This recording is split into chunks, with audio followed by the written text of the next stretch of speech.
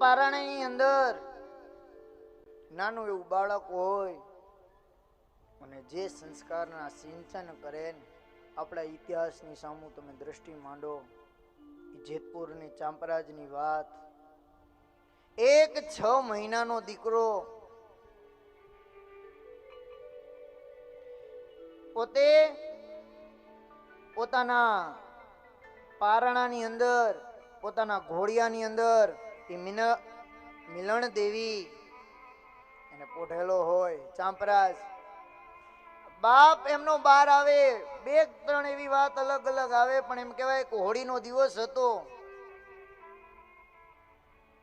અને એ ભલવાળા આવ્યા. એ રંગવાળો હાથ હતો અને મિનળ દેવી ત્યાં પારણની અંદર પોતાના ચાંપરાજને લઈ અને માં એને હિલો ગાતી હતી અને ત્યાં આવી પોતાનો જે હાથ લાલ હતો ને એ ગાલે અડાડ્યો. અને જ્યારે એ હાથ એના ગાલે અડાડ્યો એટલે તરત જ કે ચાંપરાજ જાગે. અરે ચાંપરાજ જાગે તો શું?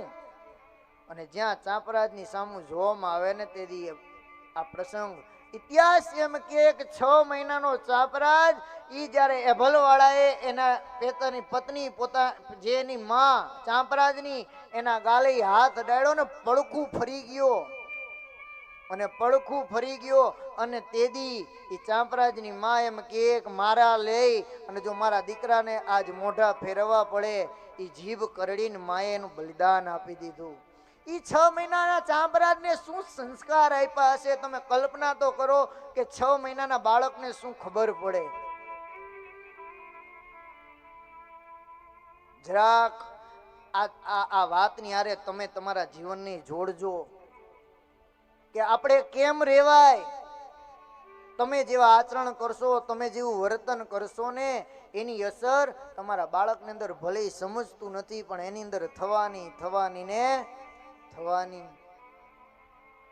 એમ કહેવાય કે રાજસ્થાનથી ચારણ આવે અને એમ કે અમારે તને ઈ એભલવાળા માં તો આજ મિલણ દેવી તો પોતે જીભ કરડીને મરી ગયા અને એભલવાળાને એમ કે અમને વચન આપો, અમારી હારે હાલો. એભલવાળાએ કીધું કે મને લઈ જવાનું કારણ શું? અને તેથી ઈ ચારણે એવું કીધેલું કે અમારે આ ધરતીને, આ ચાંપરાજરીઓને એવા બીજા ચાંપરાજની જરૂર છે. અને તેથી એભલવાળા એવું બોલ્યા હતા કે જો આવો ચાંપરાજ જોતો હોય ને તો મિલણ દે જેવી દેવી જોય. એભલવાળાથી આનેથી નો એનું ઉત્પન્ન થાય.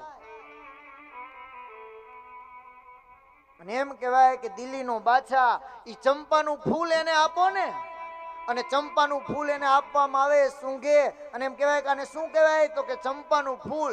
અને ઈ ચંપાનું ફૂલ એના હાથમાંથી પડી ગયું કે આમાંથી ચાંપરાજ નીકળશે તો શું એની હાંક હશે. આવા દીકરાને જન્મ આપજો. આજ પણ ઈ ચાંપરાજ જન્મ લે. નરસિંહ મહેતા, મીરાબાઈ, દાદા ખાચર, પ્રહલાદ, પણ એના માટે એવા જીવન દિવ્ય જીવજો. આ ટેકનોલોજી ને આ બધું એની તો ચર્ચા અહીંથી બોલીને તો અમે ભૂંડા લાગી. ઈ પહેરવેશ, અરે ભગવાને રૂપિયા આપ્યા તો શું ટૂંકા કપડા પહેરવા આપ્યા? ભલા માણા, જરાક તો વિચાર કરો. તમને ફાવે છે ને? તમને ન ફાવતું હોય તો આપણે ન કહ્યું. હા, તમને ગમે તો જ, બાકી આપણે નથી કેવું. નહીતર આ તો તમે ભૂલી ન જાઓ. એટલે જરાક વિચાર કરજો. ઈ પહેરવા ઓઢવા ઈ ભગવાને રૂપિયા આપ્યા ને એના માટે થઈને નથી આપ્યા. અત્યારનો જમાનો એવો થઈ ગયો કે એવા કપડા પહેરે એટલે બધાને લાગે મોટા માણા લાગે. ધૂળ પડી તમારું મોટાપણામાં. ભલા માણા,